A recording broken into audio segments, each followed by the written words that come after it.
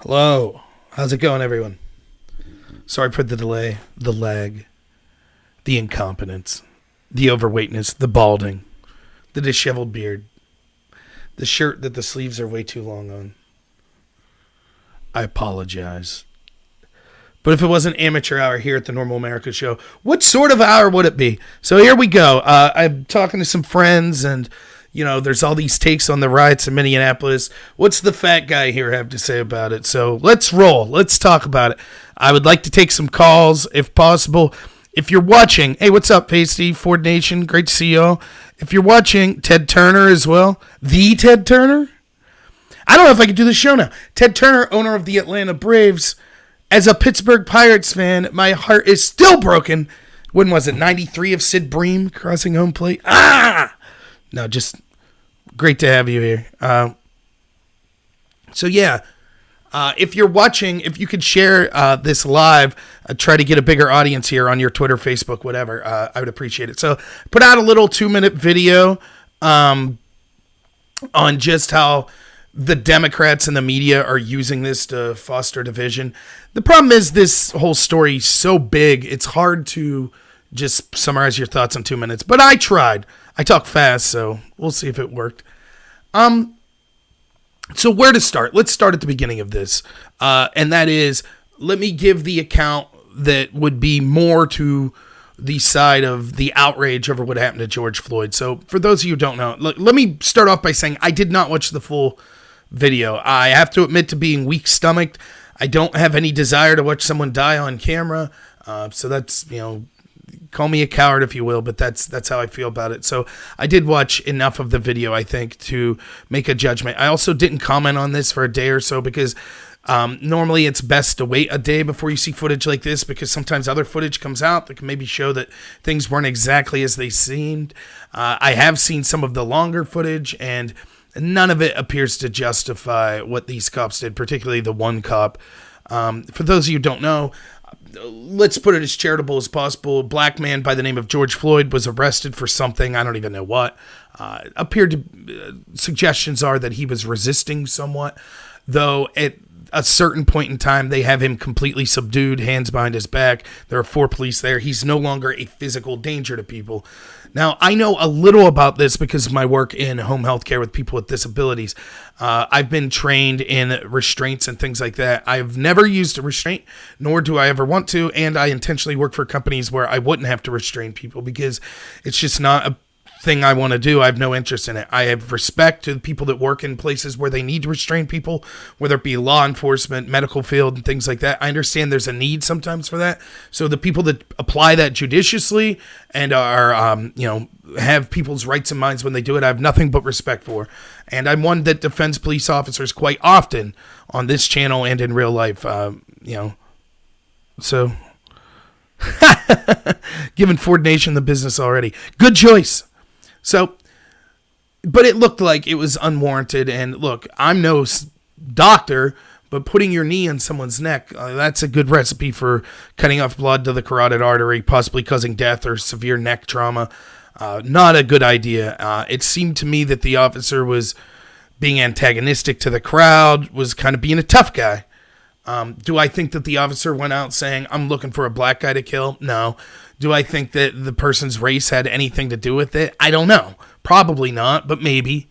Regardless, I think from what I've seen, there is enough evidence to warrant arresting this officer with murder and arresting the police officers that were with him for not intervening and allowing this murder to happen. Now, the guy should get his day in court. Everyone's innocent until proven guilty.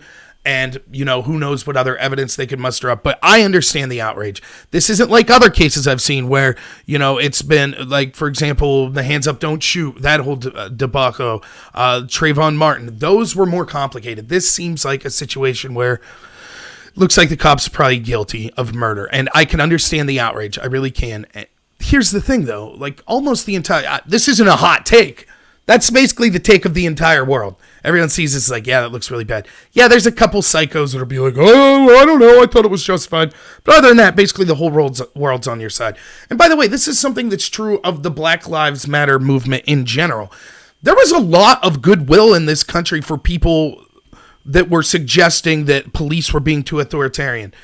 This is true for years. I was on this website Above Top Secret. There was constantly videos being put up of, cops beating up a skateboarder or, harassing people in ways they shouldn't. And there was universal outrage pretty much against this. The problem is once you start to make it racial and you start to say, we're going to kill pigs, fry them like bacon, we need to attack the police, white people shouldn't be allowed involved in our protest, it's all about black people and what the whole world's racist and blah, blah, blah.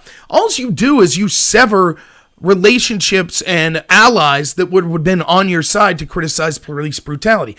That's particularly true now, where we see footage of police enforcing unconstitutional orders for these lockdowns, and people are getting sick and tired of it. Now, again, with the caveat, not all police. I respect and love a lot of police that do things the right way. I personally know a lot of cops that do things the right way. So, again, I'm not on this bandwagon that all police are terrible or anything like that. But there would have been goodwill for it. So here you have basically the entire world on your side. They fire these police. I'm assuming charges are coming. And before anything gets a chance to happen, while the whole world's on their side, people decide to riot and protest. All that does is people that would have otherwise been like, yeah, I get you. I see where you're coming from, your rage. Now they're just like, well, what about these criminals? And predictably, one of the things that happened, guy got shot and killed last night during the riots in Minneapolis. I don't take it with a grain of salt, but the claims are that while the looting was going on, he attempted to loot a pawn shop, and the owner of the pawn shop wasn't having it. Shot back, which he had every right to do if that's what the story was. People were going to get hurt. People were going to die. People were going to lose their property. All that had nothing to do whatsoever with the police, with George Floyd, or anything like that. That doesn't excuse the officers. That doesn't mean that the people, that are outraged don't have a right to be outraged. Of course they do. So that's that level of it, the take on that. I'm going to try to read a lot of comments, and I'll be taking calls later too.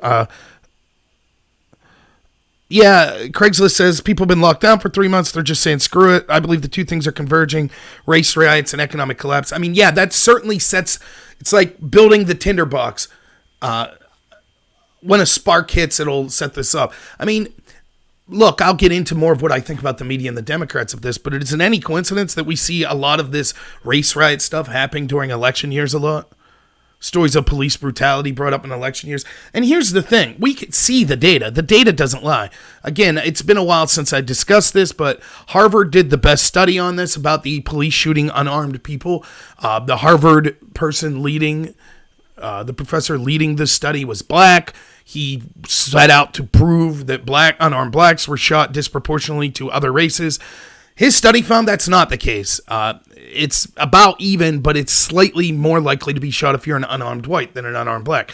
And that even assumes then that any unarmed shooting is a bad shooting. That's not necessarily the case. If you're an officer and someone's running to choke someone out and you shoot at them, that could be a justifiable shooting. I'm not an expert on these sort of things, but the narrative that's being put out there for you is just absolutely ridiculous. And then it's just exacerbated by these pseudo celebrities or athletes or entertainers, whatever, that want to bring up this racial division. And the reason they do it is either one, because they're ignorant of the facts, or two, because they hate the country, or three, because they want to cause division so that the Democrats win. It's about power. That's what causing division does. So you could get story after story, for example, of authority. Like, I remember seeing one of the most disgusting videos. This right up, by the way, this George Floyd video is up there with one of the most disgusting videos I've ever seen. As far as actions with police officers. It just is. I would put it up there with the video I saw a couple years ago of a man fleeing, and a black man fleeing, and the cop shoots him in the back. That was bad. One of the hardest ones to watch it was a hotel. It happened to be a white guy and a white woman. And there was a call. I don't know if you remember seeing this, but this was maybe from a couple years ago. Hey, good morning, everyone. There was a call to a hotel because some people were kind of drinking and they had a pellet gun. And so the police got called, and the video is like 5 minutes, and it's difficult to watch, very difficult to watch. And what it is the cops just got their guns pointed. Get in the ground, put your hands behind your back, So the guy's on his hands and knees, and he's like, I can't put my hands behind my back, because you kind of fall forward. And so he's having trouble, and the cops just screaming. And this guy's like basically sprawled out on the floor, and he's like, crawl to me right now. And as he crawls, his hand comes back, because that's how you're kind of crawling, and bam, bam, bam, he just gets lit up and killed. That cop was not prosecuted. He didn't face any criminal. That was disgusting. But it was a white guy, so no one cared. It does happen. It happens to people of both races. There are accidental bad shoots where the cops should be held accountable. There are horrific criminal bad shoots, or bad kills, like what I think I'm watching with George Floyd. And then there are times that the media and others try to play any shooting as a bad shoot, when even though it might not be. But again, it's just like I said with COVID. It's not that the Democrats or the media or the establishment have to create these situations. They know that it'll happen. With a country of over 300 million people, inevitably there will be a black person that's shot by a law enforcement officer, or a black person that's killed by a law enforcement officer. And with that many people and that many interactions between cops and people of each race, whatever, there will inevitably be a time where the cop will be in the wrong. Our criminal justice system needs all sorts of work.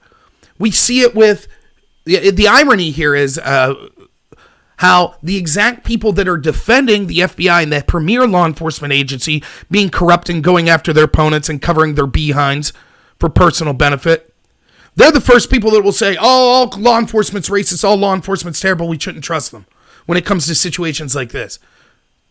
Now, I don't trust the FBI at all. I think they've been over-politicized, and it's an outrage, and it's the biggest story in this country. That combined with all the other corruption in our government, that's what led to the shutdowns. That's what led to the Obamagate, the Russia collusion hoax, the FISA abuse, etc. When it comes to law enforcement agencies below that, sure, there are bad apples. And I think there is a problem with a lot of law enforcement protecting those bad apples. So they bring a lot of this bad reputation on themselves. But that's certainly not the case universally. And to claim that this is somehow indicative of a racist country or something is absolutely asinine. Again, the data doesn't back that up. The media, the Democrats, particularly in election years, they inflame these racial tensions because that helps them keep the black community voting for them. Just like they inflame gender tensions so that women vote for them. Just like they inflame tensions between sexual preferences because that gets people that are gay voting for them. They have nothing, the Democrats have nothing to offer, and the establishment have nothing to offer the black community at all. They're for illegal immigration, which directly competes mostly with the black community, particularly inner city black communities. They don't care. They haven't done anything to help these communities for decades. All they do is say, oh, you're special, you're right, the country's racist, it's out to get you, vote for us. And then they don't do anything for that community. And so they selectively take these stories that are bound to happen. If I owned a media corporation, I could just as easily selectively take stories of black police officers that are, doing bad things to white people, or, 23 to 25, and I'll say this afterwards, I'll give the little caveat, but, the studies show that black people are 23 to 27 times more likely to commit a violent crime against a white person than vice versa.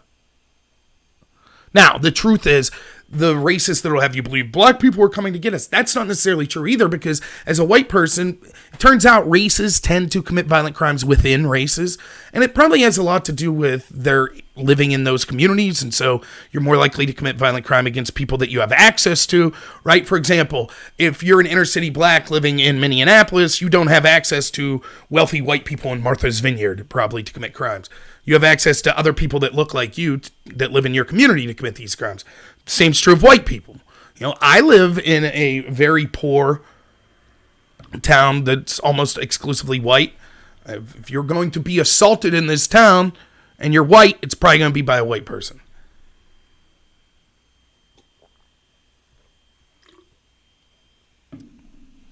Yeah, I'm going to get to that Ford Nation. That was the point I made with my video. So that's what this is. Again, did you see the story about the black guy beating up the white senior citizens in the nursing home? If the races would have been reversed, all the rioting and stuff you see today would have happened last week. They would have black people said, did you see that young white kid beating up black elderly senior citizens? No one cares. No one did anything until the video went viral. This is racism. That's what would happen. Did you see the story about the cemetery in Delaware where two old people were shot by a black guy who had all sorts of social media posts about needing to kill white people? Did you see that? No. Either if you saw it, it didn't get national attention, did it? Nope. And I don't want it to, by the way. I'm not wanting to fan the flames of racial hatred. That's not what I want to do. But that's the game they play. They take one situation, say, yep, this has proved the country's racist. There we go.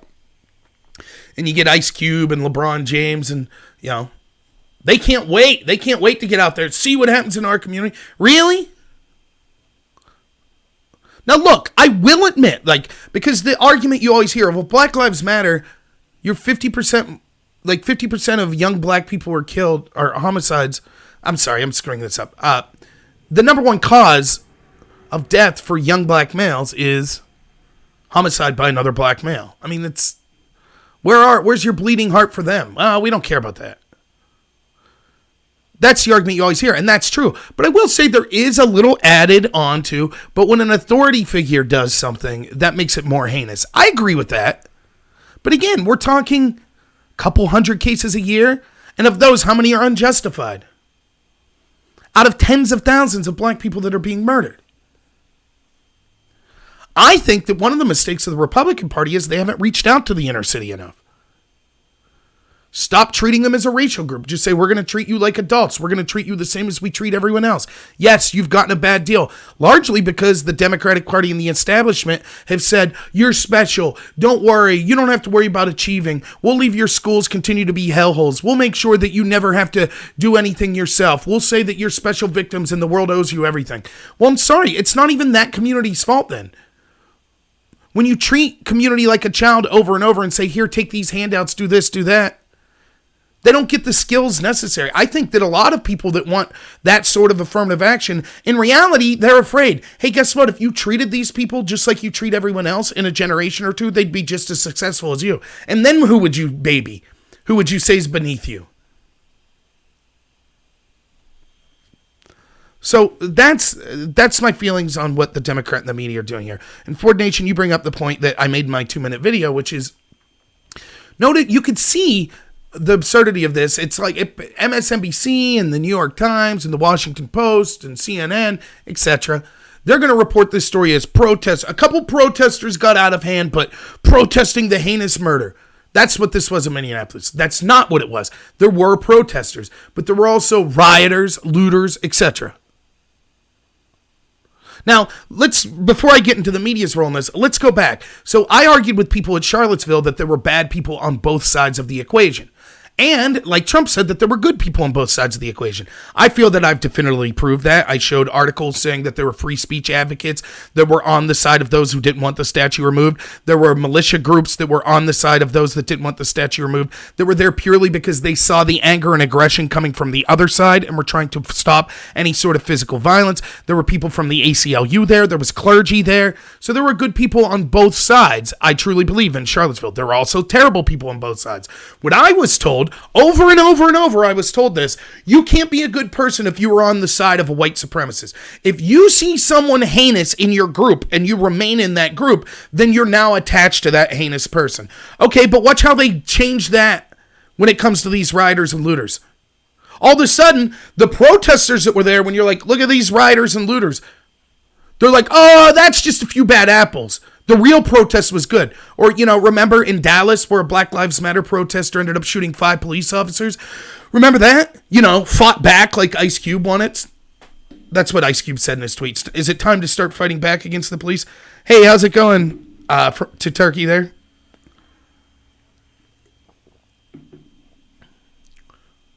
So, it's funny how they change standards, but another way of changing standards, you look at the media. We had peaceful protesters at the Virginia gun rally, Pennsylvania and Harrisburg protesting the lockdown, Michigan protesting the lockdown, New Jersey protesting the lockdown. How'd the media portray them?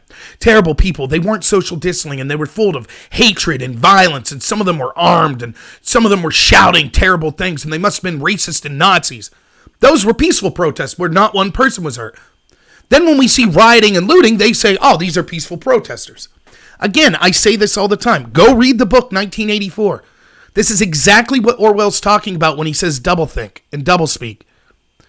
The truth is a lie. War is peace. Ignorance is knowledge. We see it all the time. The illegal immigrants are the real Americans. The citizens of this country are the real bad people. We should leave criminals out of jail because of COVID, but we should lock up people that want their businesses open. Constantly, this is what we need to criminalize legal gun owners, but the law is unfair to criminals that use laws to commit crimes, and we should let them out earlier. What's up, Battery Addiction? Thanks for being here. That's what we end up seeing. It's the same thing here. The peaceful protests are violent, hate-filled mobs. The violent, hate-filled mobs are peaceful protests. Now, make no mistake about it. You could be legitimately angry at the treatment of George Floyd. If the way you're acting out upon it is looting a Target or setting Walgreens on fire, or it was an AutoZone, I think, an AutoZone, then you're belying the fact that you took this seriously. You're not taking it seriously. And this is true in life so many times. It has to do with this victimhood culture that I'm always rallying against.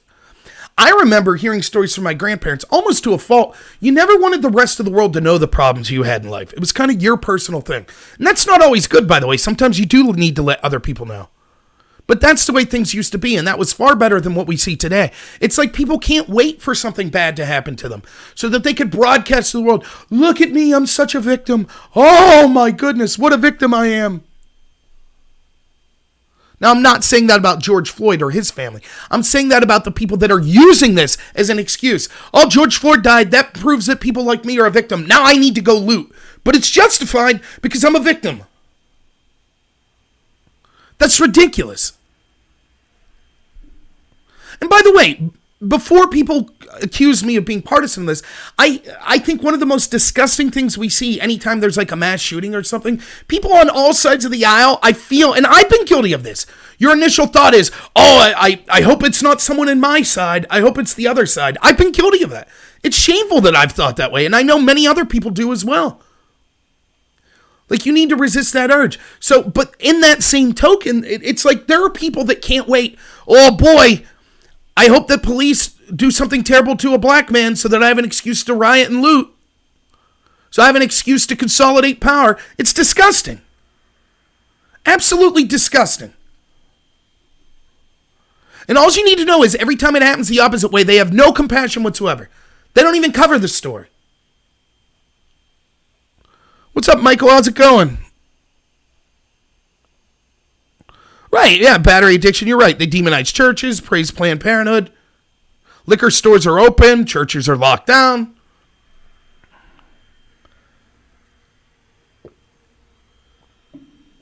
That's what's going on. Now that I've said my piece about that, let me a message to the other side of this.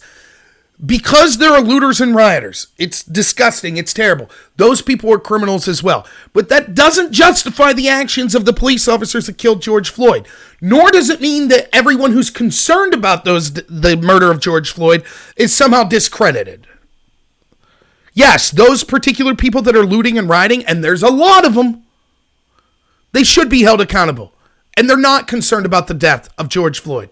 But there are many people that are, and that includes people in the black community.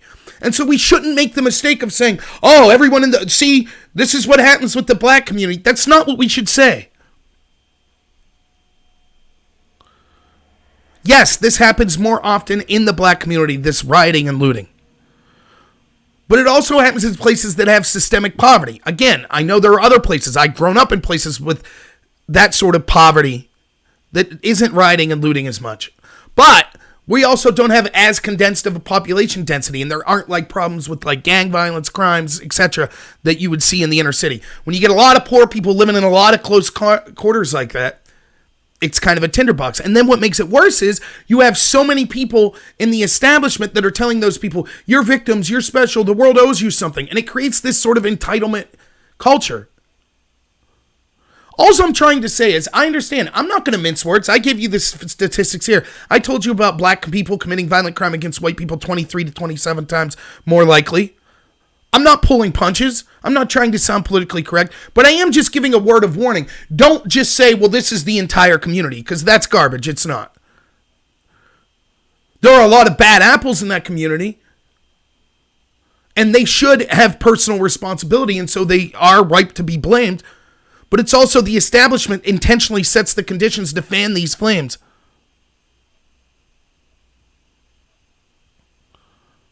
Yeah, all cops aren't corrupt. There are some bad cops, of course, but to say all cops is corrupt is ridiculous. So that's my take on that. Now, another thing that I want to say when it comes to this Black Lives Matter type narrative, there's something that they call, we have identity politics and what I call cultural Marxism. But there's also something that they call in this movement intersectionality. And you deal with this a lot in academia. So picture me, I did and judged debates. And so I've told you before about how debate is the leftists of the left. And let's say your topic for the year was you're debating whether or not the U.S. should reduce its nuclear weapons. And so you would, if you're affirmative, you have to defend that side. And then the negative either argues against that or argues against your plan, particularly by having a plan that does it better, etc. So let's say I walk in and I say, yeah, the U.S. should reduce their nuclear arms capabilities by 20% in the next 5 years. And then your answer to that is, the United States is racist, you're racist, vote for a black guy. Vote for my team because we're black. But then you might walk in and they would say, the United States is misogynistic, you're misogynistic, vote for me because I'm a woman. Well, then, and that strategy worked. It was more nuanced than that, but that worked quite often. Well, then what happens when one side stands up and their argument is, okay, our argument is this country is sexist towards women, and that's the root of all evil, and vote for us to end sexism against women. And then the others, and that's two women, white women, and then two black guys get up and say, no, the root of the problem is this country is racist. Vote for me as a black person to end racism. Well, that's in the context of debate. How do you decide that debate? That happened all through academia as well. You got people that are focused on gender saying gender is the root of all evil. Then people that are focused on race saying racism is the root of all evil. And people that are focused on sexual preferences saying bigotry against sexual preferences is the root of all evil. And then you have people like Muslims or something that says, no, bigotry against Muslims is the root of all evil.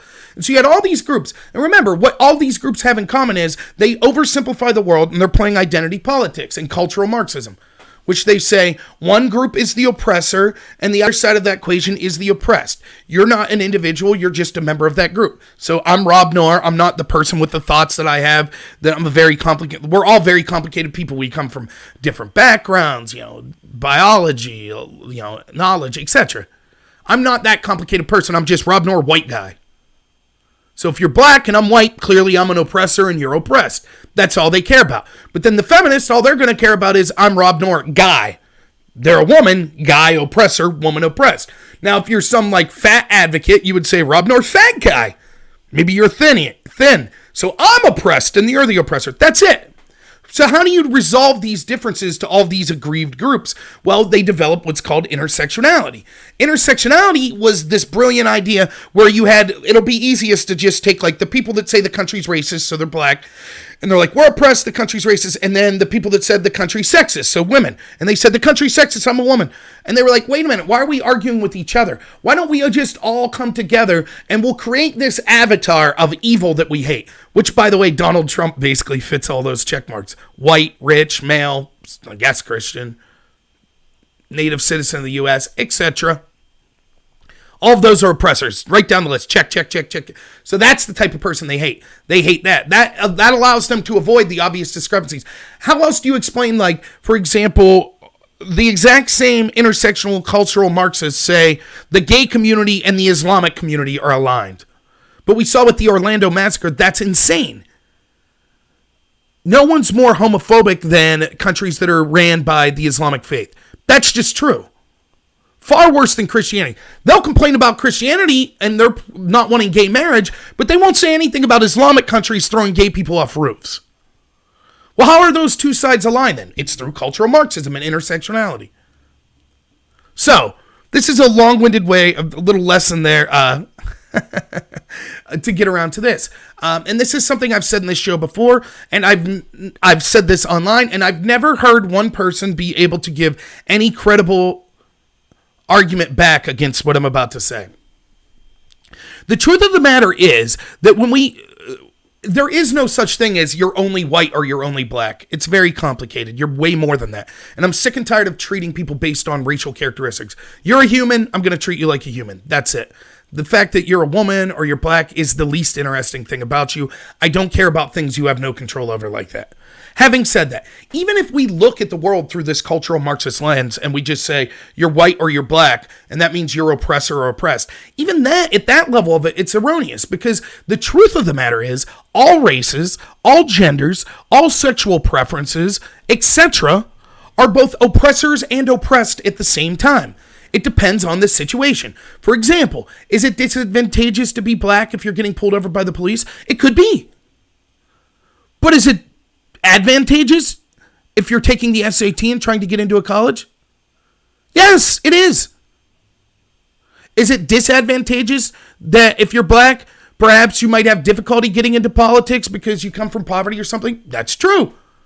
If once you're in politics, is it advantageous to be black? Yes. There are far more people that will vote for you because you're black than will vote against you because of it. Everyone knows this. Are there times when it's advantageous to be a woman? Yes. Are there times when it's disadvantageous to be a woman? Yes. The same with being white, or being a man, or being straight, or being gay, or being Christian, or atheist, or Muslim, etc. It depends on the context. Where are you? When are you? Right? Like, just look throughout history. Sometimes being a Christian, very good. Sometimes very bad as far as what's done to you. Depends on your location. What country are you in? What community are you in? It's all very complicated, right? But here's how they want to break it down to prove that this country's racist. They take one marker, right, and they say, oh, police interactions with black people. And so if we can prove it's worse to be black in that context, then it proves the country's racist. So that ignores all the possible advantages of being black in other instances. And it's absurd that we're even trying to boil down to this zero-sum game anyways. But fine, let's look at the statistics. So I won't deny there are statistics that say things like this. It says if you're black, you're more likely to get pulled over. You're more likely to be charged with or arrested for a crime. You're more likely to be convicted of the crime, and you're more likely to then get sentenced to a longer time in prison, and finally, your prison conditions are more likely to be worse. So, how likely are you to get stopped initially? How likely are you to be arrested? How likely are you to be convicted? The length of your sentence will be longer, and your stay in the prison will be harsher. That's true. Studies do bear that out. Now, when I read these studies, what I say is, yes, but is it because of race, or is race just correlation and not causation? So in other words, maybe it's because of poverty, right? Race could factor in, but we should certainly do our due diligence to look at other things. For example, probably the most likely reason that there are more violent interactions per capita with black people and police than white people is because it's centered in high crime areas in the inner city. So, for example, the black guy in my county of Clarion County that gets pulled over by police isn't worried that for speeding, the cop's not going to pull out a gun and blah, blah. It's not going to happen because violent crime, by and large, doesn't happen much here. But if you're in the inner city and you're seeing people get shot all the time and you pull someone over as a police officer, you're probably more likely to be on edge because there's a far greater possibility of the person you're dealing with being engaged in some sort of violence. Those communities happen to be inhabited by black people.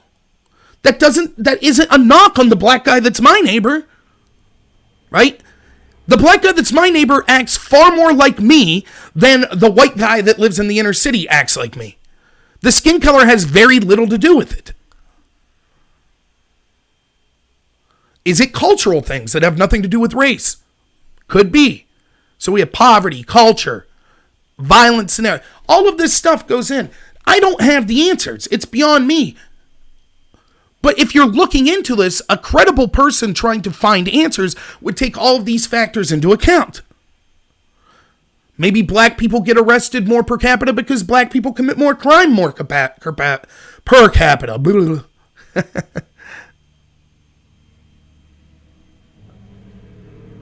So, but you can't say this stuff. Oh, that's racist. That's racist. If you cite facts from, any law enforcement group saying black people commit crime, oh, those are racist. It's because the cops are out to get black people. Heck, I've even broken it down like this. I've said, fine, because the argument is, oh, the cops are just arresting black people for murders. Okay, fine. Then let's not look. We could all agree that predominantly people murder within their own race. I think everyone could agree with that. That's been borne out many times. So if we look at every year, there's a national victimization survey. So the FBI says 50% of homicides are committed by basically African Americans between the age of 14 to 25. African American males, by the way. Young African American males, 50% of homicide. Well, that's racist to talk about that. Okay, fine. Let's throw the homicides out the window. Let's talk about victims of homicide. You know what the numbers broken down by victims of homicide are? Almost identical. 50% of homicides are young African American males. So the fact that they say, oh, you just want to focus on these because you're only interested in black perpetrators, that's ridiculous. Do you want to ignore it because you're not interested in black victims? Maybe that's something you should be asking yourself. So are we to believe that if 50% of homicide victims are young black people, and we know that every study shows people tend to murder within their race, are we really to believe that white people or Asians or whatever are driving into the inner city communities, shooting black people, leaving, then the cops are saying, we'll blame innocent blacks for these murders, these gangland shootings? Of course not. But to bring that up's racist, they claim. Okay? Now, Here's where I'm getting to the argument I want to make. So they ignore all of the other reasons. They say the only thing that matters is race. And so if we could prove that you're more likely to be pulled over, you're more likely to be arrested, you're more likely to be convicted, and you're more likely to get sentenced longer as a black, that proves racism. Okay, fine. Let's take that at face value. Now, I explained to you the concept of intersectionality. So it just so happens most of the people that are saying the country is racist are also saying the country is sexist. That's the leftist perspective. That's the cultural Marxism. That's intersectionality. So, would it shock you to learn that when we're looking at all of these stats, how likely are you to be charged with a crime? How likely are you to be pulled over? How likely are you to be convicted? And how long of a sentence you get? The difference between black and white people, right, which is marginal, is dwarfed by another group. Would that shock you to know? But you've never heard this. You won't hear this on the mainstream media. It doesn't fit the narrative. You know how to break this down to get the biggest discrepancy? Well, other than money, poor people tend to face all that stuff way worse than rich people. That's just true. But if we're taking characteristics, physical characteristics, you know what the number one physical characteristic in determining if you're going to be treated harsher by the legal system is? If you're a man. So I don't have the exact figures, but I did all the research on this at one point. So let's just say, hypothetically, the difference between, and I don't have the actual numbers, but this is true in the spirit of the numbers. You'll see what I mean. So maybe you're 15% as a black man more likely to get pulled over. You're 15% more likely to get arrested. You're 15% more likely to get convicted. And you're likely to get a 15% longer sentence than a white person. For men, it's like 35 times more likely to be pulled over. 35% more likely to be pulled over. 35% more likely to be arrested. 35% more likely to be convicted. 35% longer term. And you know this. Just turn on cops anytime there's a domestic violence. 95% of the time, woman doesn't get arrested, man does. They both hit each other. If there's like a homicide or something, the woman gets 8 years, the man gets 30. The conditions, prison conditions for men, far worse than those for women. We know all of this. So if the only criteria that we need to look at to prove this country's racist is interactions with law enforcement, then can't we prove that this country's sexist using the same measure? Only it's sexist against men and not women. So when George Floyd got killed, it was less about a black person getting killed as much as it was a man getting killed. Because why don't you look up those numbers? How many unarmed women are killed versus unarmed men? It's staggering. So if anything, you would say it's black men lives matter, followed by men's lives matter, followed by black women's lives matter, followed by women's lives matter. That's the criteria. Black men, you would say they belong to both groups. But a white man is worse off with police interactions than a black woman. So why is it all about race? We live in a sexist country, according to this. Hey, thanks, Grimfang. I really appreciate it. Does this make sense, what I'm saying to people? Do I need to clarify this? Because it seems like a difficult point.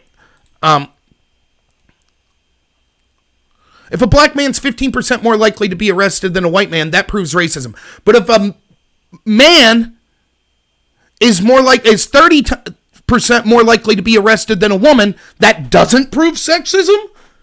And here's the hilarity of it. You know, when I bring this up, this is the first reaction. Every single time I bring this up, well, men are treated worse under the law than women, and that difference is worse than black people to white people. The very first response I get every single time to someone that wants to argue with me is, yeah, well, that's because men commit more crime.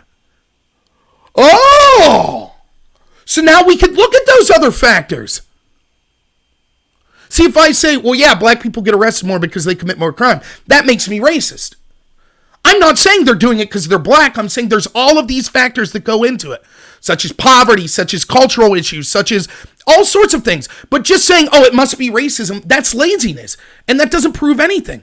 It would be equally lazy to say, oh, men just commit more crime than women. That explains everything.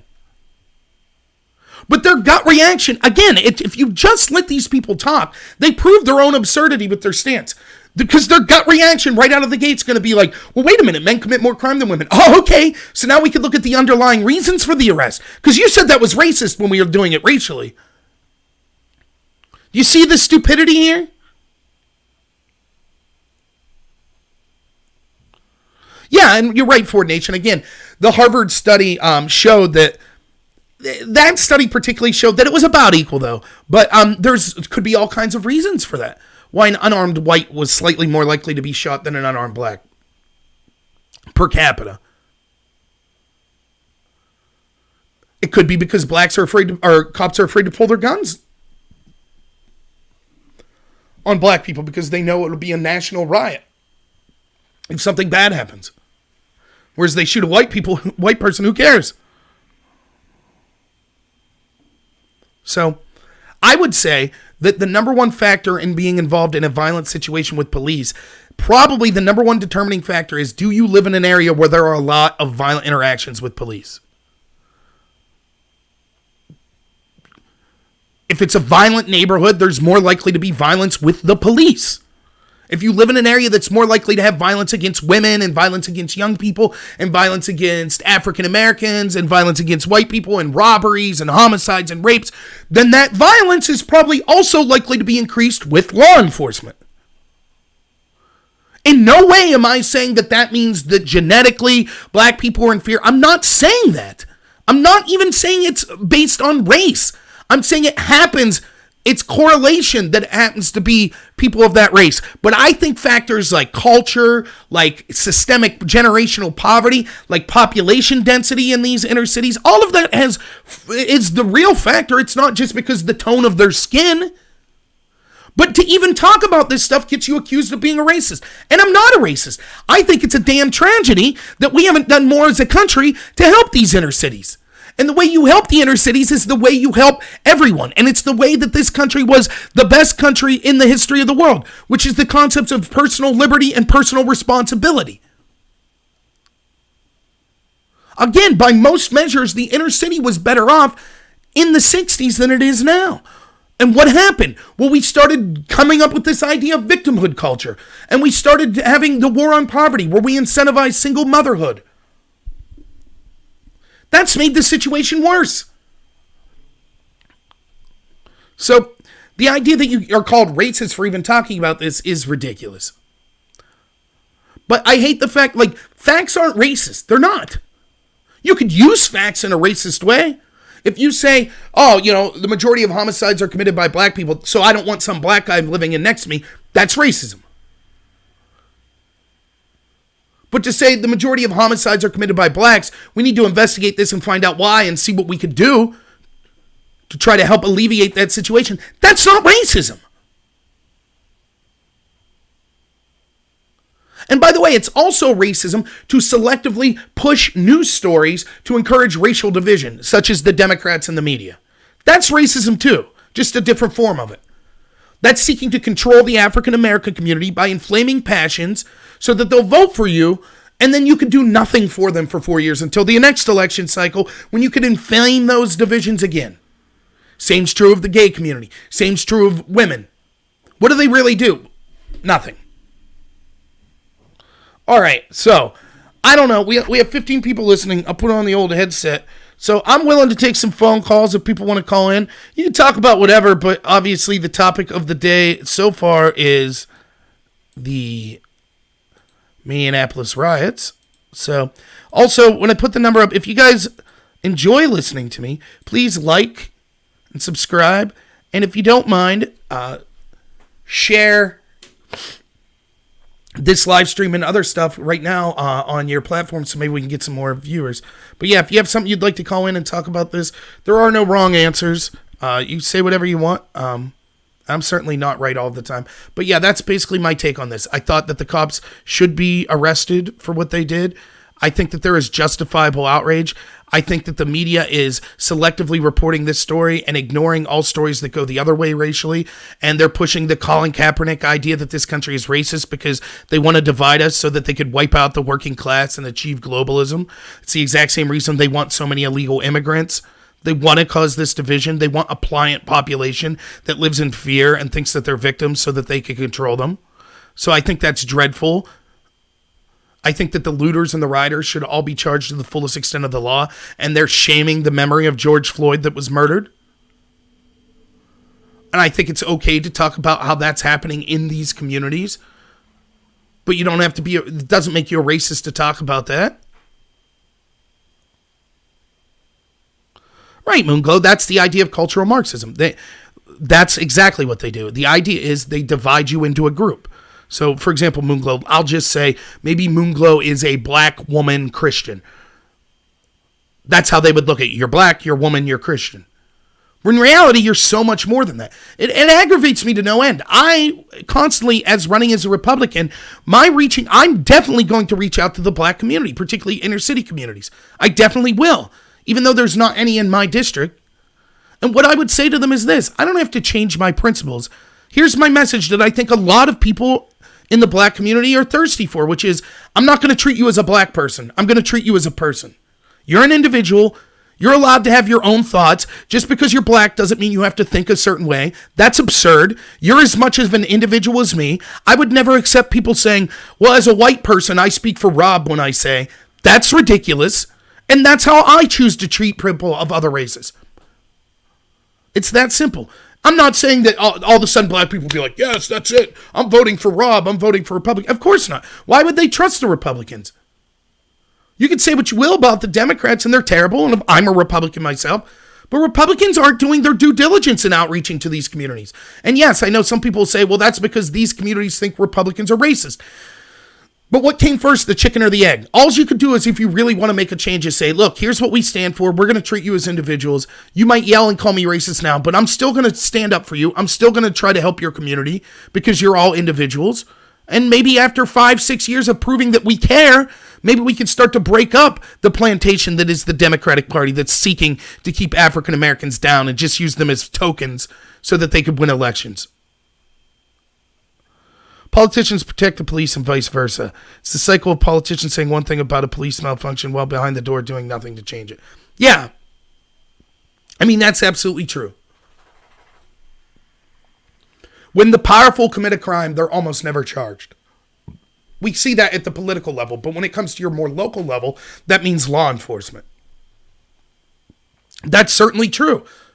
And when there's unequal application of justice, that's when you start to see tensions rise.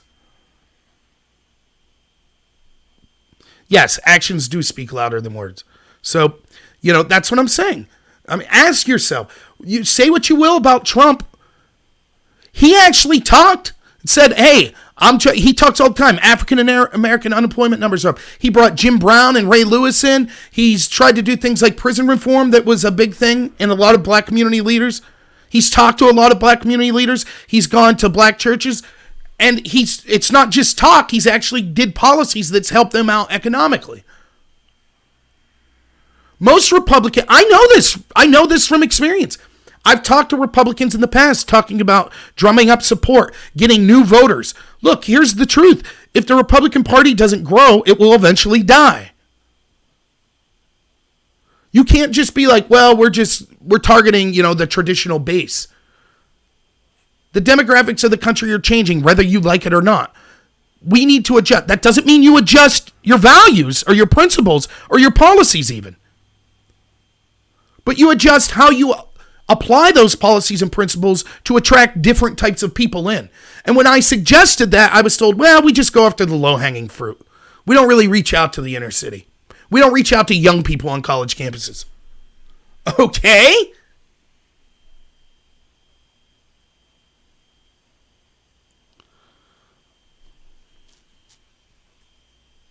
Well, Ford Nation, that's a very great soliloquy about the egg there, but the fact that you used the wrong form of your, sorry, completely discredits your whole argument.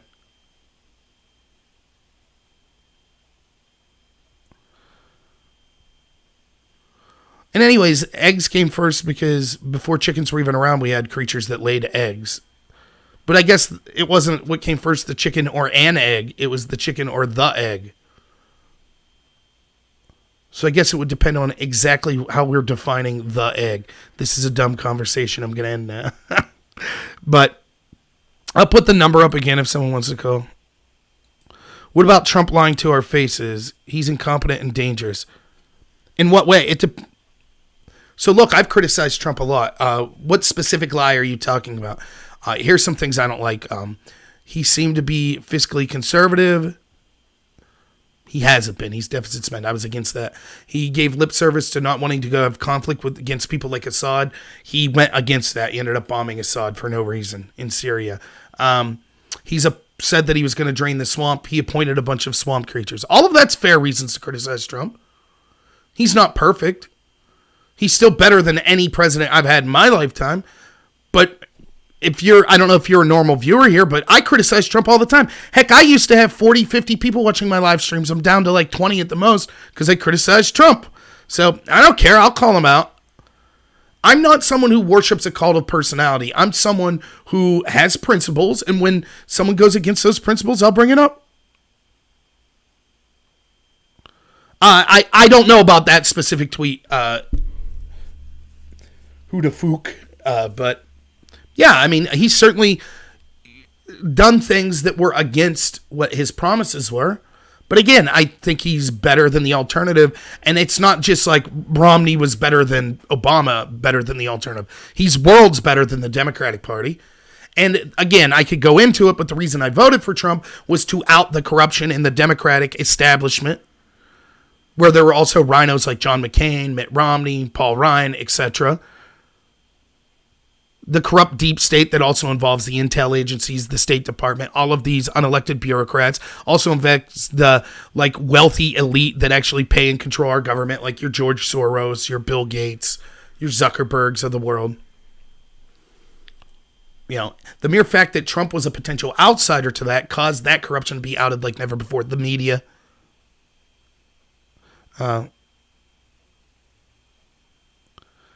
Yeah, I mean, I don't know. Let me just say, who the fook, I don't know that I'm the best person to listen to for the average Republican's take on something, because I'm more than a Republican. I'm for the country first. And I think the Republican Party is a huge disappointment in many, many areas.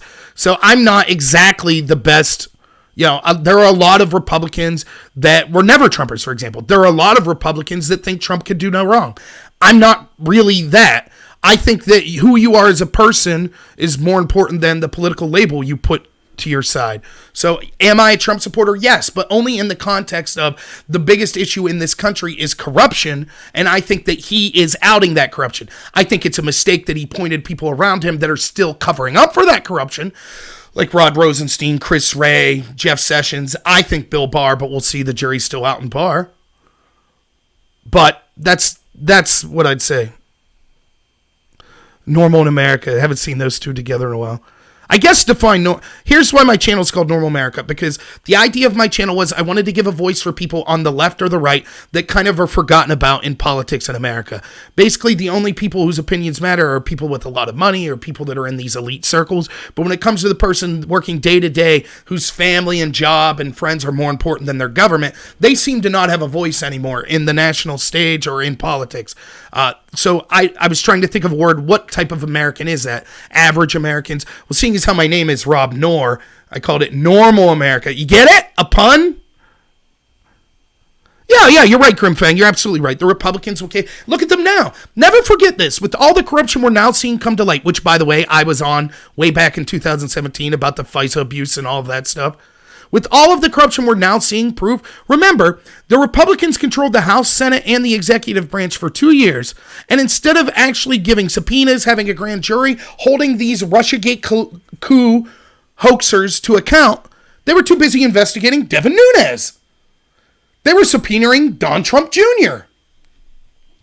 So that's what the Republican Party is. Yeah, I agree, WC. Trump's not perfect, and I'll call him out. I hope that comes across. I do. But I agree. He's been better than the others. But yeah, who the fuck, like, here's the issue. Like, I agree. This is a constant paradox. On one hand, labels are terrible. But on the other hand, as humans, it's almost impossible to talk without them. So I have a lot of friends that are Democrats, and when I, like, put a video out that's like, thank you, Democrats and media, for encouraging these riots, they're like, hey, man, I thought we were friends. How are you going to accuse me? And I'm like, no. I didn't mean you, the Democrat. I mean the people that are controlling the Democratic Party. Just like if my friends say screw the Republicans, they're talking about Mitch McConnell and Trump and, maybe Paul Ryan in the past or Marco Rubio. They don't necessarily mean me, the guy they're friends with. They might think my ideas are bad, but I think most of my friends that are Democrats think I'm a moral person, that I actually have the country's best interests at heart. They just think I'm dumb or I'm ignorant, but they don't think I'm a bad person. And that's how I feel about the average Democrat. Like, I always try to assume the best possible motivations. Now, when it comes to the politicians and the people running the Democratic Party and the people in the media that are just a mouthpiece for them, then yeah, I'm harsher on them. But I'm open for a dialogue. But I don't know how to avoid labels completely. It's very difficult. Right, Moonclaw, and I agree with that. Trump being self-made wasn't really bought by either party. Again, that doesn't mean he can't make bad decisions. But that, to me, was the idea. Because he was seen as an out. Because, look, at the top level of the Republican and the Democratic parties, there's no difference. They agree on all the important stuff. They'll give us a bone to fight over about, like, gay rights or abortion. But when it comes to things like illegal immigration, neither party cares. They're all for it. When it comes to these foreign regime change wars, neither party cares. They're all for it. When it comes to bailing out bankers, neither party cares. They're all for it. Trump was seen as a potential outsider to that. And I'm not someone who thinks Trump's playing 4D chess all the time. Oh, every move he makes is thinking months ahead of time. I don't think that at all. Most of the goodness of Trump's president wasn't because of actions he took. It was because of who he is. He was a potential outsider. So that forced Obama and his intel agencies to say, we can't afford to lose our stranglehold on power. See, if Jeb Bush would have won, Obama wouldn't have cared because he knew that the top is no different, the Republicans and Democrats, and so they would have still got their agenda. But Trump was a wild card. They weren't sure. And so they had to cheat and be corrupt and break the law to try to do whatever they could to ensure that he wasn't successful in breaking up their monopoly on power. It has nothing to do with any action Trump specifically took. They took those actions because of who Trump was. And now those actions have been made public. And Trump has helped in making some of those actions public. But if the people that engaged in this coup aren't held accountable, then none of it will matter. Because the lesson learned will be, the intel agencies really do control the country. The establishment really does control the country. And they could spy on or arrest or do anything they want to anyone who disagrees with them. What'd you say, Carla?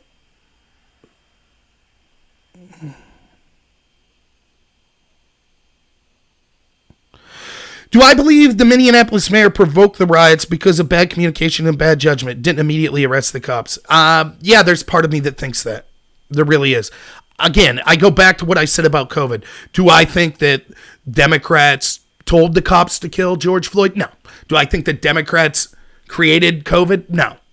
But they're experts at exploiting a crisis, and not just the Democrats. This is the establishment in general. So every 4 years, it seems like every election year, these racial tensions are stoked somehow.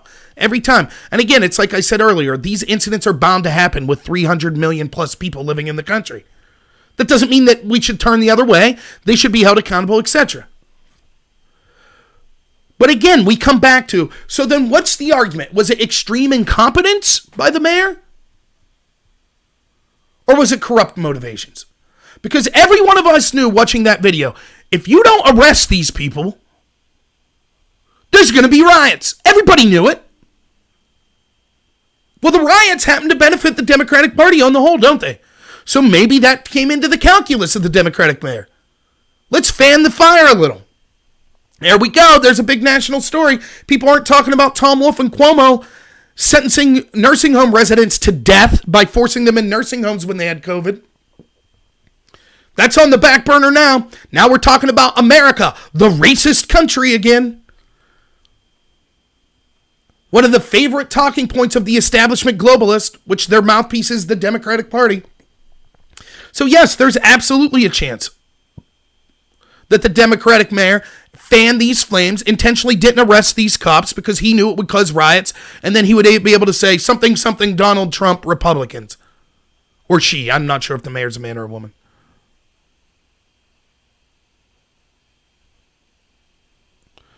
Well, yeah, I mean, it could be unintentionally or intentionally. Again, it comes down to you could take a sixth grader and be like, okay, here's this video of these cops. Oh, okay. Now, you're in charge of the city where they're at.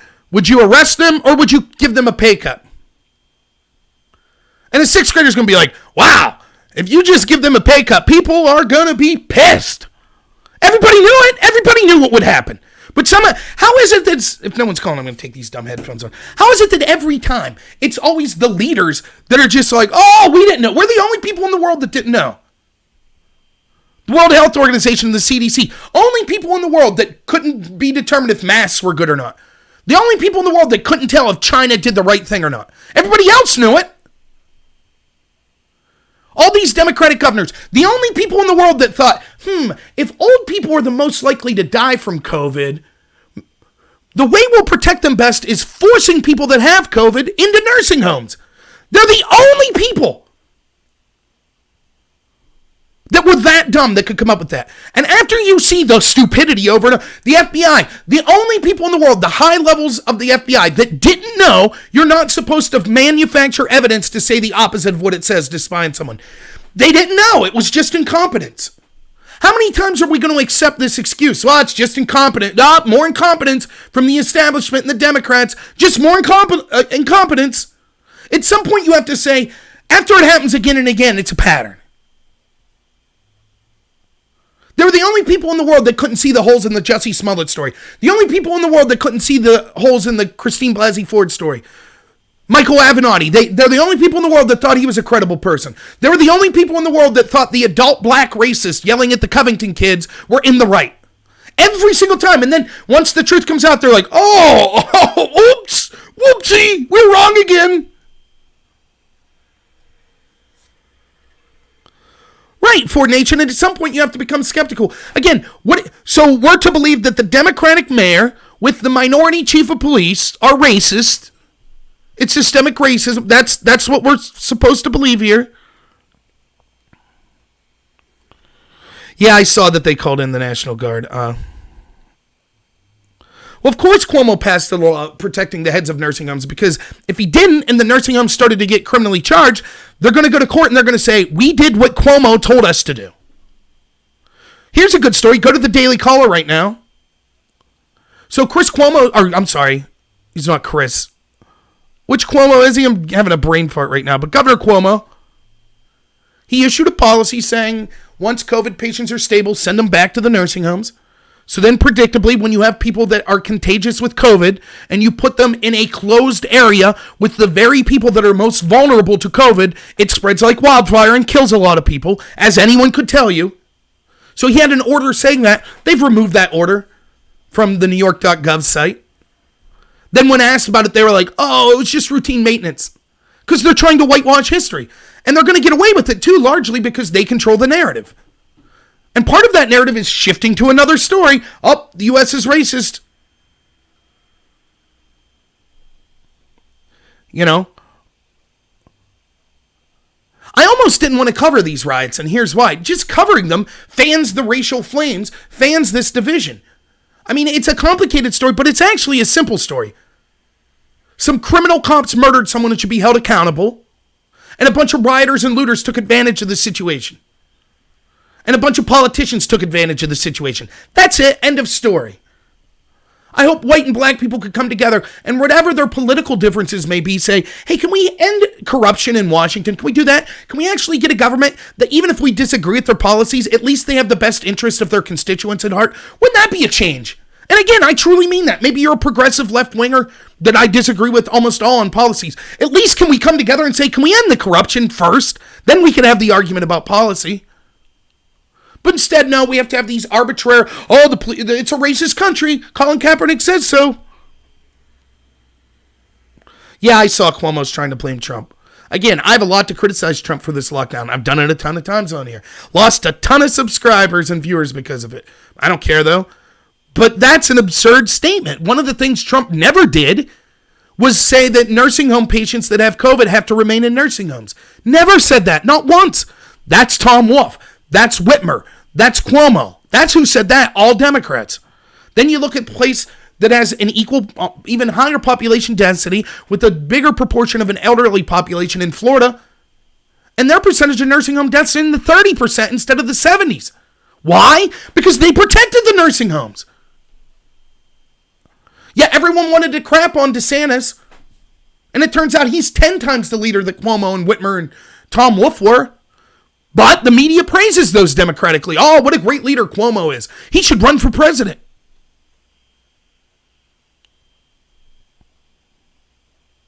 Yeah, I agree. That's exactly what they should have done.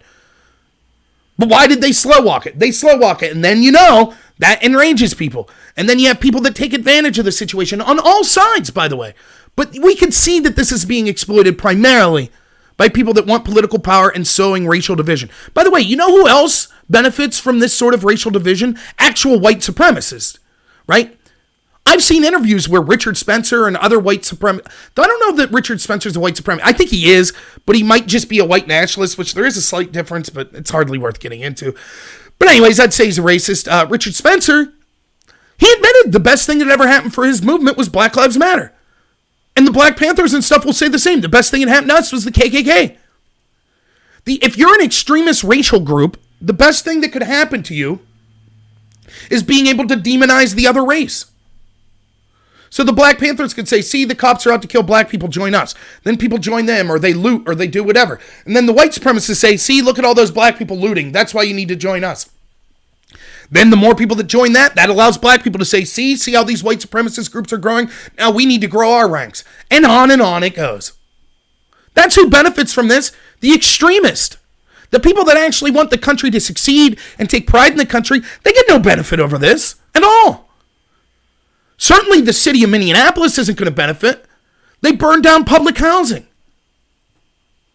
You think that why you would target a Target or an AutoZone? I mean, you're not doing it because you're trying to get justice. It's just you're looking for an excuse to be criminal.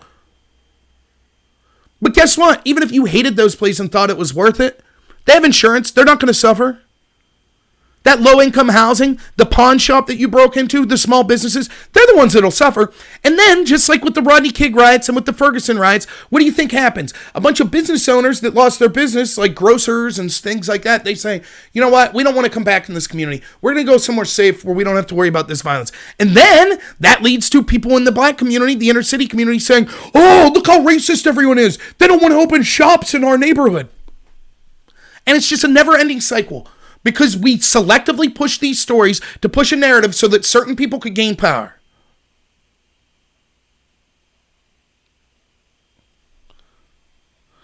Well, yes, I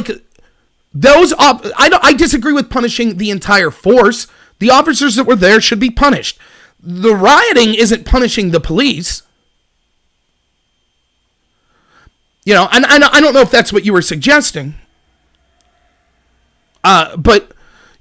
punishing the police force for these actions would be the same as the police saying, we're going to punish the next black person we arrest because of the rioters. I mean, it's at some point you have to say, now, if there's a failure of leadership in the police department, things like that, then sure. If there's actual racist policies in the police department that they can prove, absolutely. I have no time of day for racism. But I don't understand the reactions. Now, here's the other thing, and this is the topic I've been avoiding, but maybe it's worth talking about. It's very difficult. So let me first by saying one of the main things I do with my channel, and anyone who's been with me a while could back this up. I say constantly, there is no place for political violence. None. If things get so bad that there's another civil war, that might happen down the future. We're not there yet. And what I'm trying to do is solve things through knowledge, through waking people up, through words, through practicing our civil liberties. I'm for free speech. I'm for people that disagree with me. That's what I'm trying to do.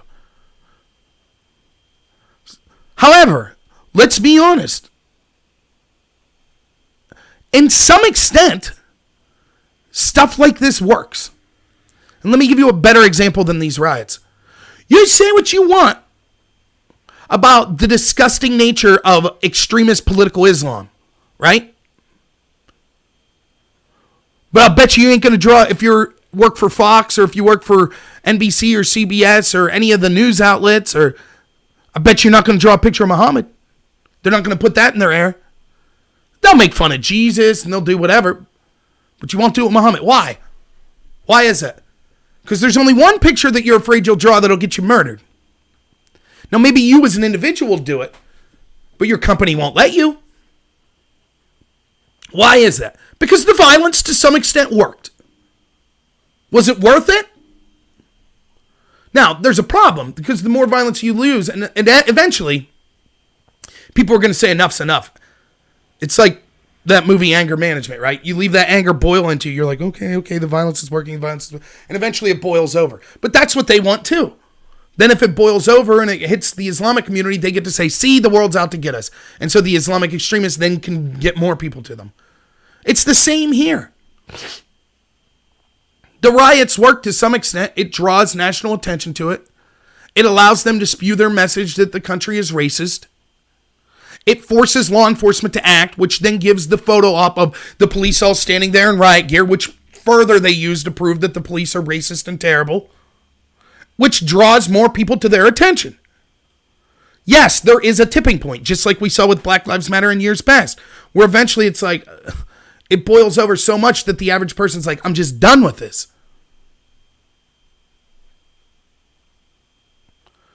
We suspended the entire country's First Amendment rights for this lockdown. We told people that they couldn't even go to their jobs.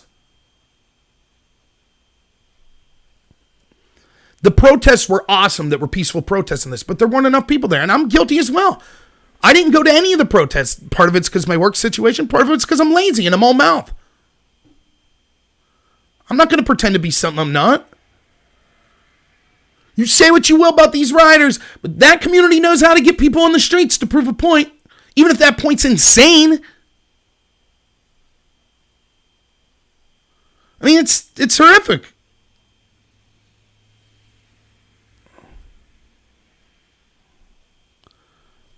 So, I mean, I don't know. It's, you know, we see this stuff. Like, look at how Antifa gets, until people are held legally accountable for things like these riots and stuff, they'll continue. Look at Antifa.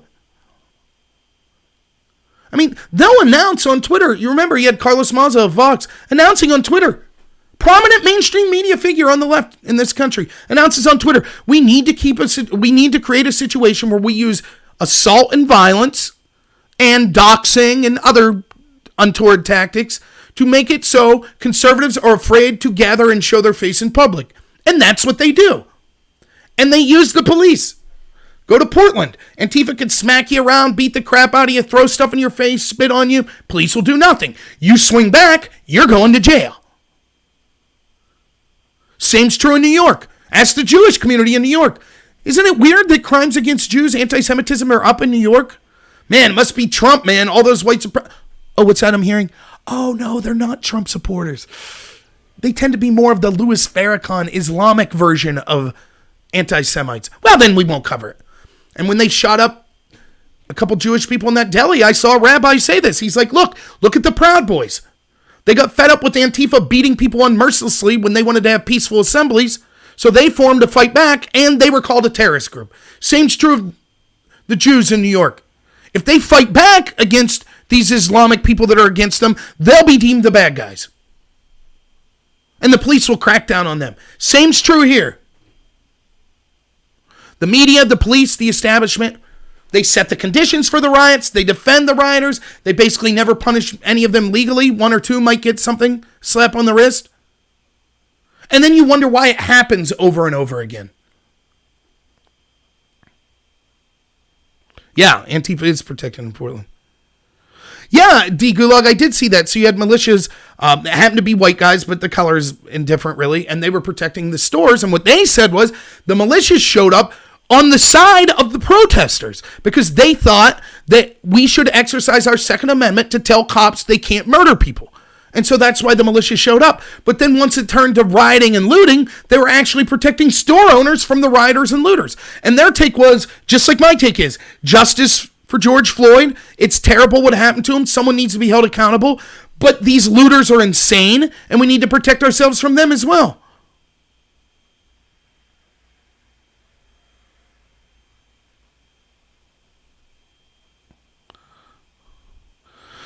Yeah, I saw the police in Los Angeles were getting beat on all over the place. I mean, look, as a police officer, that if you're a good police officer, I sympathize. But, you should hold people accountable, the bad ones in your office. And here's the other thing. How many videos did we see of authoritarian police during the lockdown? Hassling mothers, hassling people in the park, hassling surfers, hassling people running down the beach, hassling people that were trying to have weddings at their house, hassling people that were trying to go to the gym, all in violation with their oath to uphold the Constitution. So I'm not saying you individually, every police officer, but when that's the narrative going out there, and you are the face and the arm of removing people's constitutional rights, even if you disagreed with it. And certainly there were a lot of cops that I saw on social media saying, I won't enforce these unconstitutional orders. But what happened is, now that you're going to be attacked by these psychopaths that are just looking for a reason to attack you, maybe the average person will be less likely to speak up in your defense. Last week you were busy forcing us to stay indoors. This week you're getting attacked and asking for help.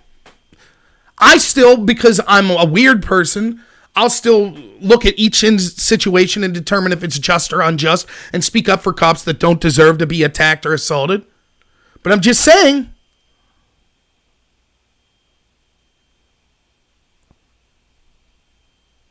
Yeah, I saw that, Deagle. There were blacks that joined with militia. And look, I don't really like racial identitarianism, but I don't begrudge it. If people want to say, I'm black and I'm proud, blah, blah, blah, and these are issues affecting the black community, so be it. Same with the white community, same with the Asian community, the Jewish community. Fine by me. I've personally seen videos where groups of black people that were protesting police violence kicked a bunch of Antifa members out of their protest because the Antifa members were trying to start violence. And the protesters were just peacefully protesting.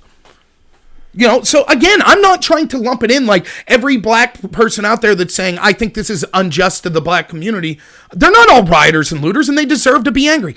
I don't think the racial component's as big as they do, and I think it's exploited to cause racial division, but you have every right to peacefully protest, even if I think your protest is wrong.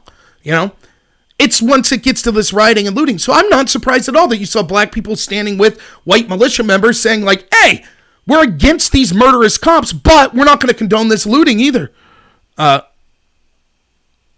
Unions protect the bad cops. I mean, that's true. That's certainly true. But there's also a brotherhood, I think. It's the exact same thing in politics, by the way. Look, there are a lot of corrupt officials, but there are a lot of officials that know about the corruption but don't say anything because they're afraid their side will get called out as well. It's the same in these police unions. Even if you're not committing a crime, you don't want to call your brother out. So, I mean, I don't know. The whole thing's a mess. It was an absolute mess. Like, make no mistake about it. But just remember the overarching thing. To me, the big theme, what is the big picture here? This is an intentional causation of racial division. It's an election year. The Democrats, the media, the establishment are once more trying to claim that this country is racist, using a single incident out of over 300 million people to say this is indicative of the whole country, while they ignore incidents that could go the other way. You could show clip after clip of black people killing white people in heinous ways. They won't do that. And I don't want them to, by the way. I'm not saying that. I'm just saying it's easy to selectively look at a story and claim outrage. And it's all for personal power. They don't care about the black community at all. They're just using them for the votes, and then they'll go back to not caring about for 3 years.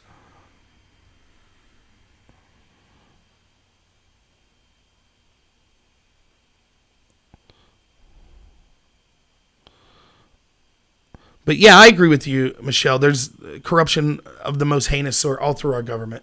So, all right, I'll put the number up one more time if anyone wants to call. Right, I agree. I couldn't agree more, D. Gulag. It's not a black-white thing. It's being spun that way. But it's the media intentionally manipulating people to think that. Yes, there are racist white people. Yes, there are terrible cops. Yes, there are racist black people. But that's when you try to paint the whole country in those broad strokes, all you do is cause division, which again only benefits the politicians and the extremists. You know what? It might. If I'm putting up the phone number, I would have to have my headphones on to hear if the phone rings.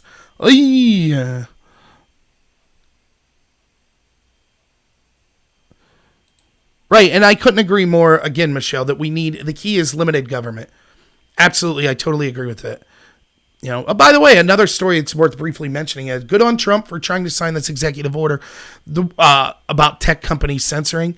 This is something that I've been on about a long time. Look, tech companies can say what they want. They're private companies. They can do what they want, but they are not entitled to special protections and special deals with our government then. If they're just a political activist organization, they should be held to political campaign contributions if that's what they're going to do.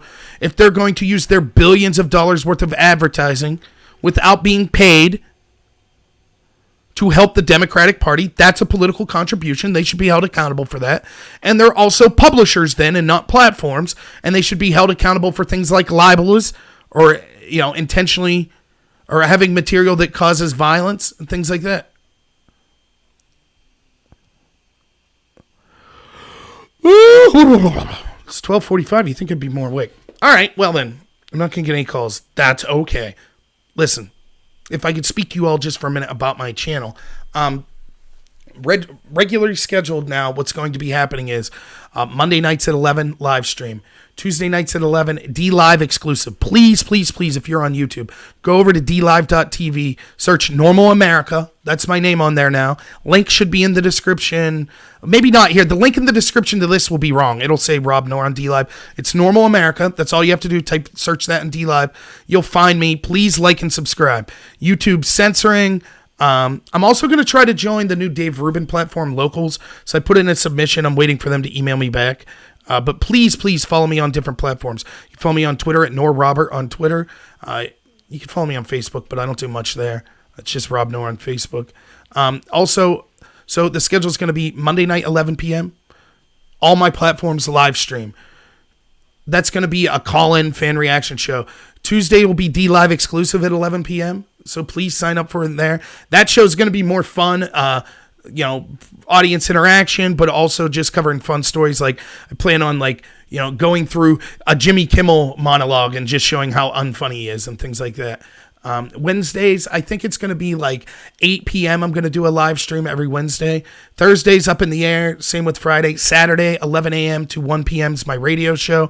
You could find the links to that on my channel as well. Just check out the video I did from 3-4 weeks ago. It says, I got a radio channel now, radio show. So, yeah. Thank you so much for the people. It really means a lot to me that some people appreciate. I want to give a special shout out, by the way, to everyone that is here is awesome. But Huda Fook coming real close to swearing there. Nah, I'm just kidding. Thanks for being someone who's not a Republican and comes and listen. I really respect that, and I like having people. Look, I was a debater. I get a little contentious when I'm disagreeing with people at times, but I love people that disagree, even though you weren't really disagreeing. But, bringing a different perspective, that's important. We don't want to sit here in an echo chamber. So, yeah, tell your friends, even if they just want someone to come yell at, I'm good for that. You can come yell at me if they disagree with me. So, no, I really appreciate that. But, yeah, thank you all for being here. Thank you for the donation. I think Grim Fang it was. It really means a lot to me. Let me give you an update, by the way. Just so I tried to do this radio show the other day and I tried to produce it. Here's what I'm using. Oh crap, did I? No, I'm good. That's it. I just got a laptop here. And it's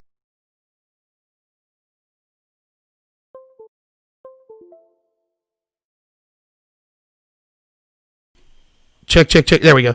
While streaming at the same time and things like that. So I am using those contributions to eventually get a desktop that will be able to do that. However, I don't know if you guys knew this. This is kind of an interesting story. I don't know much about computers, but I started looking up PCs last night, and I was just going to, put it in a shopping list, a wish list, and then once I get more money from the channel, spend it on that. Apparently, the cost of PCs has kind of gone up pretty dramatically for two reasons. One, I guess around this time of year is when new types of PCs are coming on. And then second is because, and this makes sense, because of COVID, so many businesses were having to run from home and people have to work from home, that there was a big rush to buy PCs. And so now, because the demand was way up, there's less PCs available, so the price has gone up. So my friend recommended that I wait a couple months, and then you should start to see that demand come down, and then maybe a PC will be cheaper. Get an Apple, you say? Yeah, I've had people say that. I had people tell me Acer is the best cheap model, so get a sort of medium end Acer was what I was told. But I'll try to do my research, and I'm sure I'll be making videos asking people for specific recommendations on what to get. But I do. 1 second, WZ. I'll be right back.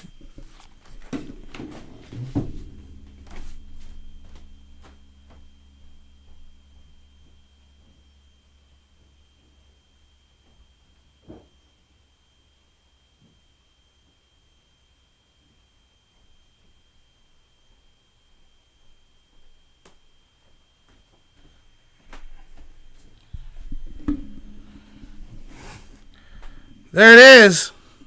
So at the beginning of all this madness, there was a rush on toilet paper, if you remember.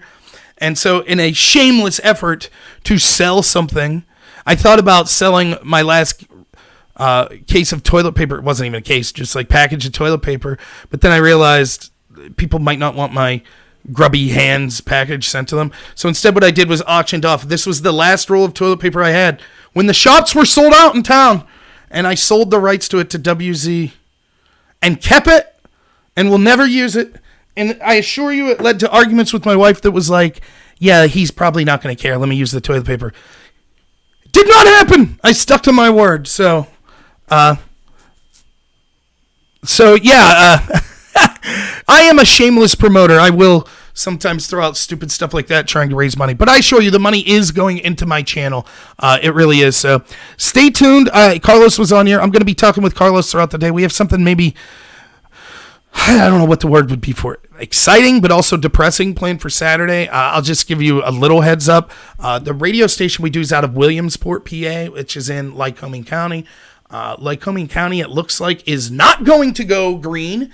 They're going to keep it yellow. For those of you not in Pennsylvania, after Tom Wolf said, we're going to do a county-by-county approach. Then he said, no, it's going to be a statewide approach. Then he said, well, we can't open up counties that even have one case of COVID because it'll spread like wildfire. Then 3 days later, he said, okay, we'll start to open up individual counties based on how many cases they have. Then he said, we're going to have this formula where we go from red, where you're totally locked down, to yellow, where you're partially locked down, to green, when you're totally open. But they didn't really give the criteria for what exactly that meant. What does yellow mean compared to green? They didn't say, how do you become yellow? How do you become green? They just made it all up as they went. And now what you see is they're just arbitrarily taking counties and being like, yeah, you're going to remain yellow. And there could be some petty vindictive motivations for that for Governor Wolf. So we're looking into that, and we're going to try to bring that story, which will be an exclusive story pretty much to our channel, our radio station. And it could involve like actual national media coverage, what's going to happen, because there's a chance that the business owners, if they feel in the county of Lycoming that they're being kept closed, not because of risk of health, and not even because of a power grab for a governor, but even worse, just petty vindictiveness, which looks like it might be the case. I am on iHeartRadio, my podcast only. So all you could get on iHeart is like these live streams I do. And it's usually like a week late because I have to process it into an audio format and then put it on there. But yeah, I'm on iHeartRadio. I'm on Spotify. It's Normal America with Rob Noah everywhere. iHeartRadio, Spotify, iTunes, and some other ones that I'm on as well. But yeah, the protest John Harrison will be everywhere, right? Yeah, on the left coast. Yeah. So no, like I said, my schedule, and I'm going to put a video out doing exactly what my schedule is, but trying to have more fan interaction. Look, I hate to be like, one of the things about me is, I truly mean this. So I ran for Congress. I'll be running again in 2022. I think one of the things that makes it easy for me is that because of my makeup, just who I am, I don't think that I'm better than people that don't have a YouTube channel or that aren't politicians or that didn't get a degree like I have. To me, my favorite people in the world are the people that work with their hands. My family, my friends that I grew up with that were farmers, welders, carpenters, bartenders, whatever. Those people that are doing all sorts of things that, you know, I can't do half of what they do. Like, I go hunting with these people. I'm horrible. I took the battery terminal off my car yesterday and acted like I was like the world's biggest man. Was just like, yeah, what do you think of that, wife? Doing mechanic-y stuff. And that was just taking a battery. So that gives you an idea of how incompetent I am with mechanical stuff. So those are the people I love. And And that's truly what I feel running for office or doing this show. I'm just trying to be a voice for them. I don't think I'm better than them. Like, I might know more about this lockdown, and I might have made accurate predictions about how the lockdown was a huge mistake, even when it was unpopular. I made those predictions right out of the gate, was one of the first people in the country to be making those. A lot of you were probably on board with that as well, so I'm not claiming to be unique. But that doesn't mean that I'm better than my neighbor who was just worried about feeding his kids, you know? Like, I truly believe that. That's not just lip service on my point. And I think anyone who knows me, either online or in real life, would say the same thing. That's who I am. So it's hard for me to brag about myself. I love bragging about myself in a joking fashion, but when it comes to really bragging about myself, I'm not the best at it. I'm not the best for asking money. I mean, when I ran for Congress, one of the things was, you know, you had these conferees. It was a special election, so it wasn't a primary. Instead, there was only 205 people that voted. They were all conferees. So you'd go to a county where there's 30 conferees there to hear every candidate speak, and I think there were 24 of us. And then when it ends, after everyone gets their chance to speak, everyone mills around and has coffee and donuts and just like, hey, you should consider voting for me, blah, blah, blah. I was so bad at that. I was awesome at talking to people, but this is how it'd work. I'd be like, hey, how you doing? I'm Rob. Yeah. Thanks for listening to me. So what'd you think? You know, what's the biggest issue you have? And then one of these other candidates would come in, put their arm on me. Yeah, that's great, Rob. He's a great guy. He's got a great future. By the name, my name's Bill, blah, blah, blah, blah, blah. So, and they would just, and I wasn't good at butting in or telling people like, excuse me, I was having a conversation. Could you, like, I was just like, okay, that's fine. And I need to get better at that type of stuff, but that's not naturally how I'm built. I could learn, and I will.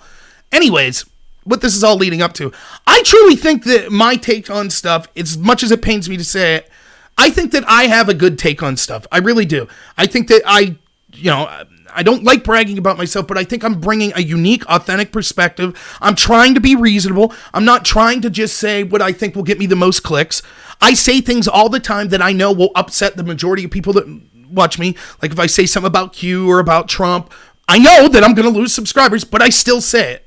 And, you know, I see sometimes channels that have tens of thousands, hundreds of thousands of views that I could directly imitate and just be like, you know, America number one, screw everyone is a Democrat, the Republicans are the best, Trump is the best, he's never done anything wrong, why don't you get out of this country if you don't like it? Like, I guess I could do that, but that's just not who I am. So I am trying to get out there and reach. If you think that, if you agree with me, please share me with other people. If you think there are people on the left that are trying to take that approach, share them. If you think there are other people on the right that are doing a better job than me, share them. Do what you can to support them. But let's stop this grip of the mainstream media and these tech companies and them having total control over the flow of information. Even if it's someone that disagrees with me, I'd rather have it in the hands of an independent content creator than these mainstream media people. So, you know, it's tough. I ain't going anywhere, though. I don't care if there's one of you watching, I'll still be here. I don't care if I never get a dime. This is what I do. I enjoy doing it. I think that, you know, I'm trying to just do, you know, all of us have skills. I think I'm a decent talker. I think I'm good at looking at these complicated stories and putting it in a way for people to understand and having my own authentic spin on it. You know, maybe you're not good at talking and stuff, but maybe you're someone who's an animator. You could use those skills, whatever your skills are. That's the beauty of this country and that it was founded on individuals. We all have individual skills that we're good at that we could use for the betterment of the country. So I can't do the things the people that I respect do, like work on cars or work on houses and things like that. But what I can do is be a voice for them, at least attempt to be, and talk to them. And I'm not saying I speak for them, but I at least am someone who is concerned that they don't have a voice in the national scene. And I'm trying to be a bridge from them to people that listen to things like this. So there's my spiel. But no, thanks. You guys are the best. I really appreciate each and every one of you. I really do. Thank you so much for putting up with me. Thank you so much for not calling me out on not only the balding, but the unkempt. Guess what? The salons are open in my county tomorrow, so hopefully I'll go get a haircut. At least trimmed up. I'll keep the beard, but it's getting a little scraggly around the edge. Look at this stuff. Like, that's not, look at that. That's not normal. It's crazy. It's too much. So, Hopefully the next time you see me, I'll be looking a little more clean cut. So, yeah, next thing you can hear me on, I'll probably be doing just short form videos every day. So you'll probably see one of those tomorrow. You probably won't get a notification. It'll probably unsubscribe you, whatever, just look for it. Know that I'll be putting out a video about every day. So check it out. Please try to share those videos if you can. If you consider giving financial donations, I'd really appreciate it. And check me out Saturday on the Pennsylvania Patriot Radio. Our show Pushback, me, Carlos Saldivia, Todd Bartley, should be Saturday at 11 a.m. And I'll put you could probably find that episode on my channel here. So look out for that. So thank you so much, everyone. If you're in Minneapolis or anywhere else that has riots, stay safe. If you're considering rioting, don't. You're defeating the entire purpose. The whole world was with you. We thought that those cops were unjust and deserved criminal punishment. Please, please, please don't make it about yourself. Don't use this situation and claim to be a victim to cause it to your advantage. And remember, this is being set up by the corrupt media and Democrats. So, all right. Thanks everyone so much. As always, have a good one.